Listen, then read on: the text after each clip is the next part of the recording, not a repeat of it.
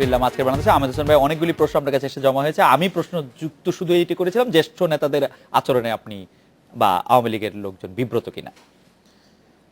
ধন্যবাদ আপনাকে। যে এই প্রশ্নের সবগুলির জবাব দেওয়ার কথা ছিল মান্না ভাই, কিন্তু মান্না ভাই আমার পার্টির আমি যে পদে আছি তিনি সেই পদেই ছিলেন, এবং তিনি ছাত্র রাজনীতি তিনি তো ছিলেন একেবারে মুকুটহীন সম্রাট, কিন্তু সেই জবাবগুলো আমাকে দিতে হচ্ছে। তো মান্না ভাই এই ক্ষেত্রে একটি ভালো কথা বলেছেন, যেটা বাস্তব কথা বলেছেন, যে প্রধানমন্ত্রী জননেত্রী শেখ হাসিনা স্মার্টলি হ্যান্ডেল করেছেন।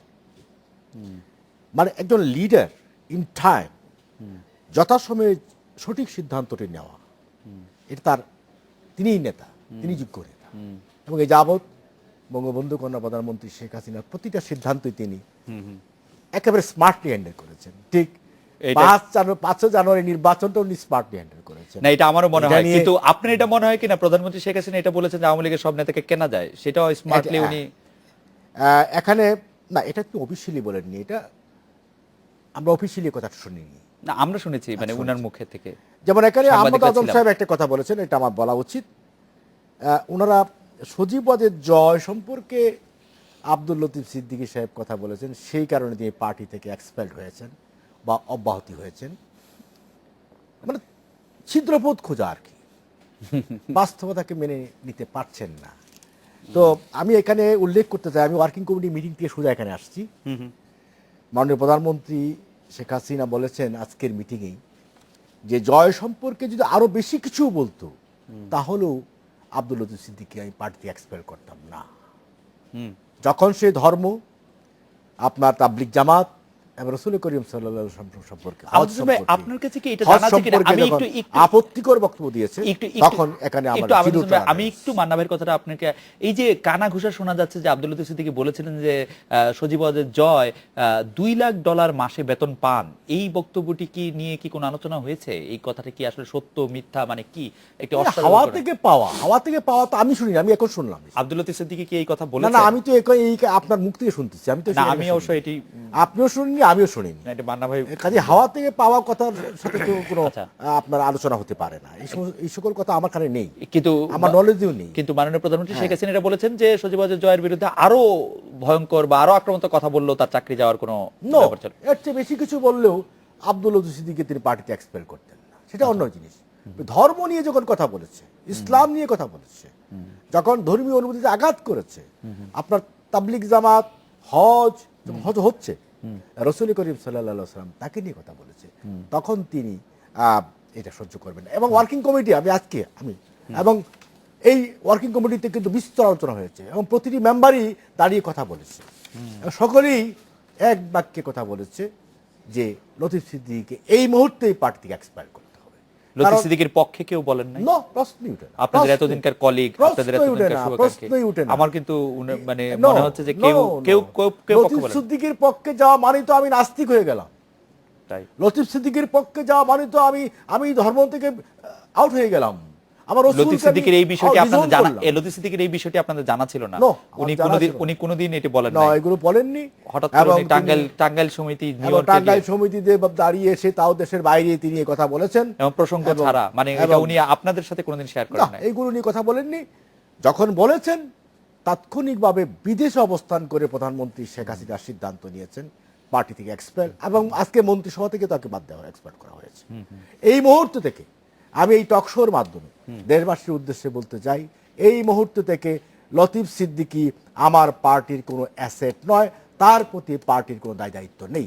এই মুহূর্তের আগ পর্যন্ত অ্যাসেট ছিলেন না, আবার এক্সপেল যখন হয়ে গেছে। না, এই মুহূর্তের আগ পর্যন্ত তিনি অ্যাসেট ছিলেন, কারণ আজকে না, মানে কালকে আজকে তো এক্সপেল হয়েছে। এক্সপেল হওয়ার আগ পর্যন্ত আওয়ামী লীগের ছিলই, অ্যাসেট ছিলেন না, অ্যাসেট ছিল যে এই বক্তব্য দেওয়ার আগ পর্যন্ত অ্যাসেট ছিল। ওকে, আপনাকে ধন্যবাদ। আমি একটু অ্যাডভোকেট আহমেদ আজম খান আপনাকে একটি কোট শুনিয়ে করছে। নেতা কর্মীদের হতাশ না হওয়ার পরামর্শ দিয়েছেন বিএনপির ভারপ্রাপ্ত সচিব মির্জা ফখরুল ইসলাম আলমগীর। বিএনপির নেতাকর্মীরা কি হতাশ? দেশের বিভিন্ন জায়গায় বিএনপির নেতাকর্মীরা আওয়ামী লীগে যোগ দিচ্ছেন বা অন্য কোনো পার্টিতে চলে যাচ্ছেন। মানবজমিনে এরকম একটি রিপোর্টও বের হয়েছে যে 20 দলীয় জোটে যে ছোট ছোট পার্টিগুলি আছে তারাও আসলে বিএনপির বিরুদ্ধে নানাভাবে কাজ করছে এরকম। আমি তার আগে ছোট্ট করে শুধু আহমেদ হোসেন সাহেব একটা কথা বলেছেন যে মাননীয় প্রধানমন্ত্রী আজকে বলেছেন যে সজীব ওয়াজেদ জয়ের বিরুদ্ধে আরো বেশি করে বললেও চাকরি আমি খেতাম না যদি ধর্মের বিরুদ্ধে না বলতেন। এটা তো একেবারে সস্তা কথা বলা হয়ে গেল। কারণ এটাই তো উনি বলবেন কার্যনির্বাহী কমিটির মিটিংয়ে। কার্যনির্বাহী কমিটির মিটিংয়ে যদি জয়ের কারণে এক্সপেল করেছি এই কথা বলা হয়, মিডিয়াতে চলে আসবে। যেমন মাননীয় প্রধানমন্ত্রী জাতিসংঘে যতগুলো ফটো সেশন করেছেন নরেন্দ্র মোদীর সাথে, ভারতীয় প্রধানমন্ত্রী নরেন্দ্র মোদীর সাথে আলোচনা হয়েছে তার 41 মিনিট। যেটু নরেন্দ্র মোদীর সাথে, বারাক ওবামার সাথে, বান কি মুন জাতিসংঘের মহাসচিব, সকলের সাথে ফটো সেশন হয়েছে। আর পরবর্তীতে ওনার পররাষ্ট্রমন্ত্রী বলেছেন যে সফল আলোচনা হয়েছে। কারোর সাথেই অর্থবহ কোনো আলোচনা হয়নি, সিম্পলি ফটো সেশন ছাড়া। এটা পরে ওই বান কি মুনের অফিস থেকেও বলা হয়েছে, ওবামার অফিস থেকেও বলা বান কি হয়েছে। মুনের অফিস কারণ থেকে বলা হয়েছে উনি যে চাইবেনই রাজনৈতিক ফায়দা বান কি মুনের অফিস থেকে বলা হয়েছে যে তার সাথে আবার কোনো মানে ফলপ্রসূ আলোচনা হয় নাই। না না, মানে আলোচনাই হয়নি, ফলপ্রসূ না, এটা সিম্পলি ফটো সেশন না, ছিল। শব্দটা ছিল যে নির্ধারিত আলোচনা হয়নি, মানে ওই ফটো সেশনের সময় 5-7 মিনিট কথা বলেন এটা তো ওইটাই মানে ফটো সেশনের আনুষ্ঠানিকতা। কাজেই এটাই তো উনি বলবেন, এটা স্বাভাবিক কথা। কিন্তু আমরা এটা তো জানি যে এরকম আওয়ামী লীগের এর আগেও মন্ত্রী সাহেবরা ধর্মের বিরুদ্ধে অনেকেই অনেক রকমের কথা বলেছেন। এটা নিয়ে গাত্রদাহ নেই, মূল জিনিসটা কোথায় এটা কিন্তু দেশবাসী আমার একটু এতক্ষণে কৌতূহল হচ্ছে বুঝে ফেলেছে। আজব ভাই, ধর্ম এখন- নিয়ে কথা বলার জন্য আওয়ামী লীগের কোন মন্ত্রীর পদ থেকে এর আগে আপনারা দাবি করেছিলেন? না না না মানে যদি তাহলে দাবি করেন কেন, এর আগে যদি একই রকম কথা বলা হয় না, তাকে, একই রকম কথা বলেননি। অর্থাৎ আওয়ামী লীগ তো মানে কি কথা বলেছেন ধর্ম নিয়ে আওয়ামী লীগের মন্ত্রীরা? না না, ধরেন এর আগেও আওয়ামী লীগের মন্ত্রীরা ধর্ম নিয়ে যেভাবে, অর্থাৎ তারা ধর্ম নিরপেক্ষতার কথা বলে ইসলামকে যেভাবে জঙ্গিবাদী রূপ বিশ্বের কাছে তুলে ধরবার একটা অপচেষ্টা করছেন, এটা তো আমাদের সকলের জানা। এখন আপনার যে বিষয়টা যে প্রশ্নটা, সেটা খুব পরিষ্কার যে মহাসচিব যে কথাটা বলেছেন যে আপনারা হতাশ হবেন না, এটা তো নিছক নেতাকর্মীদের উদ্দেশ্যে রাজনৈতিক বক্তব্য। এটা তো সকলেই দিয়ে থাকেন, নেতারা কর্মীদেরকে বলে থাকেন উজ্জীবিত করার হ্যাঁ, উজ্জীবিত করবার জন্য।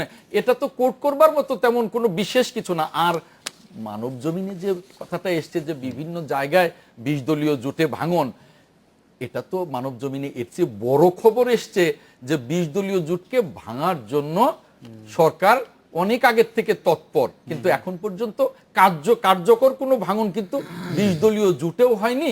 আর 5 জানুয়ারি মান্না ভাই যেটা বললেন যে এটা কোনো নির্বাচন বলা যায় না, সেই নির্বাচনেও এই 20 দলীয় জোটের বা বিএনপির নেতাদেরকে ভাগিয়ে এনে নির্বাচন করবার অপচেষ্টা সরকার করেছিল। সরকার কিন্তু সফল হয়নি।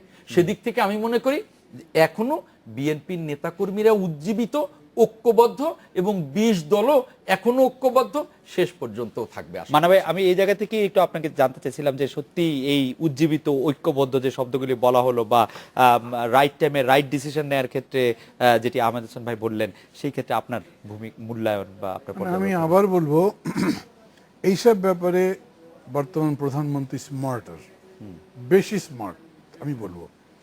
এবং আমি মানে যেহেতু ঘটনাটা আমি ঘটিয়ে ফেলেছি সেজন্য বলছি, ঈদের ঠিক পরে কালের কণ্ঠের যে পত্রিকাটা বেরিয়েছে, ঈদের পরের প্রথম প্রকাশনায় আমার একটা লেখা আছে, তার মধ্যে আমি এটা বলেছি, যেটা আজকে আমি শুনলাম আহমেদ হোসেন বলেছেন যে সেন্ট্রাল কমিটির মিটিংয়ে শেখ হাসিনা এটা বলেছেন যে সজীব ওয়াজেদ জয় সম্পর্কে যদি আরও কিছু কথা বলা হতো তবু উনি কিছু করতেন না। আমি মনে করি এটা ঠিক। মানে এইটা তার কতখানি বদান্যতা, কতখানি মহানুভবতা, ওসব আমি অ্যাট্রিবিউট দিতে চাচ্ছি না। এইটা হলো তার স্মার্টনেস। আমি ডাইজেস্ট করতে পারি আমার ছেলের নামে সমালোচনা, কিন্তু আমি রসুলের নামে সমালোচনা ডাইজেস্ট করব না। মানে এর চাইতে বেটার চান্স কি হতে পারে? ওনারা বিএনপি যে এটা রিলিজিয়ন কার্ড খেলার চেষ্টা করছে, ওই কার্ড খেলে শেখ হাসিনার সাথে তারা পারছে না, পারে নাই, পারবে কিভাবে আমি তার কোনো পথ দেখি না। এটা বিএনপি যত তাড়াতাড়ি বোঝে তত ভালো। এটা সস্তা পলিটিক্সের ব্যাপার না, জাস্ট ইমোশন প্লে করবার ব্যাপার না। আপনি একদম ক্রাক্স যেটা আছে পলিটিক্সের, এর মধ্যে যেটা আছে সারের ব্যাপারে, যেটা শ্বাসের ব্যাপার, তার মধ্যে যাবার চেষ্টা করেন, তাহলে হয়তো পারতেন। ধরেন যে প্রশ্নটা আপনি করলেন, তারা কি হতাশ? আচ্ছা, এই কথা আমি কেমনি বলবো, কিন্তু আবার দেখে তো মনে হয়, আমি তো কথা বলি, জানাশোনা আছে অন্যদের, আমি অনেক উদাহরণ দিতে পারবো, সমস্ত উদাহরণ দিতে পারে আমার দরকার নেই। যখন মির্জা ফখরুল ইসলাম আলমগীর বলছেন যে আপনারা হতাশ হবেন না, তার মানে উনি হতাশার চিহ্ন দেখছেন, নাহলে এটা বলবার প্রশ্নই আসে না। এটা আপনি যেরকম ল্যাঙ্গুয়েজই কথা বলেন না কেন। আর হতাশ হবার মতো ঘটনা কি ঘটেছে?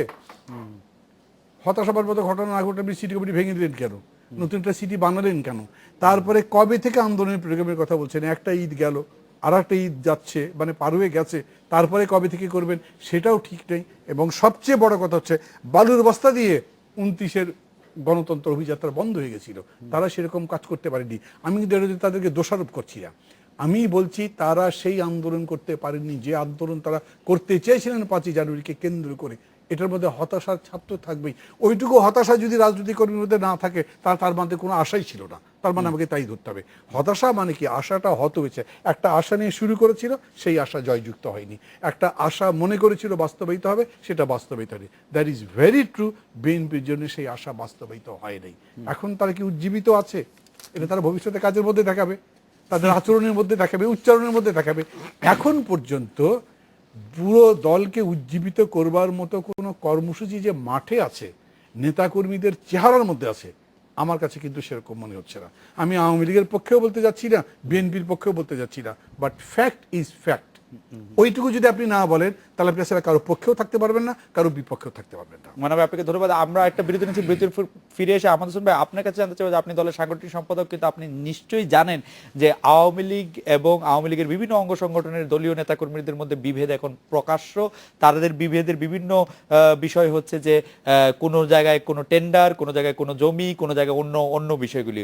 দলের কেন্দ্রীয় নেতৃত্ব থেকে সেই বিষয়গুলি কিভাবে দেখা হয় আপনার কাছে আমরা এটা শুনবো। আমরা একটা বিরতি নিয়ে ফিরছি।